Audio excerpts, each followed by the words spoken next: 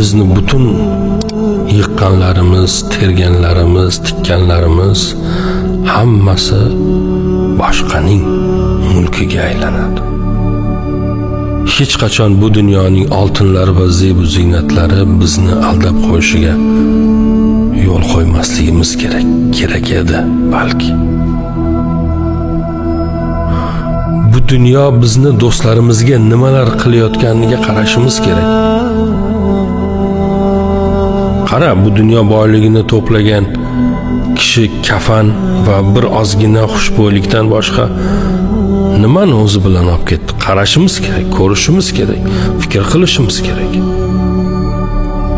Biroz boriga qanoat qilishimiz kerak va rozi bo'lishimiz kerak. Nima eksak, shuni o'ramiz.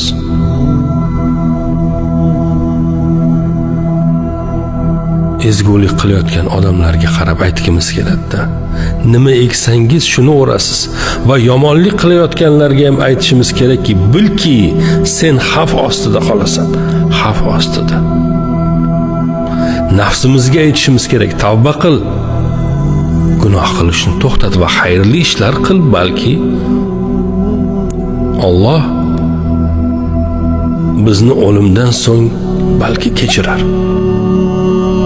Xayrli ishlar qilishimiz kerak. Va yana nafsimizga aytishimiz kerakki, solih amallar qil va balki Alloh ularni qabul qilar. Ular tufayli bizga mukofot berar. Har kuni nafsimizga aytishimiz kerak, tongda va kechqurun Allohga hamd ayt. Dunyoning qaysidir bir burchaklarida chiroqlar yoniq ekan, unga Allohga mudom hamd sano yangrab turish kerak. Bizni uyimizni chirog'ini yoqayapmizmi? Hali bu jisman bormizmi? Shu chiroqni yoqadigan qo'llarimiz harakatga kelib turibdimi? Tirikmizmi?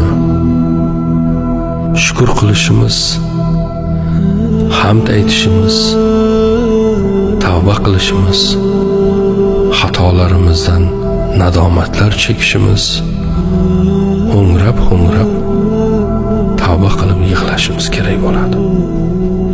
Hali qo'llarimiz uyimizdagi chiroqlarni yoqib o'chirayotgan ekan.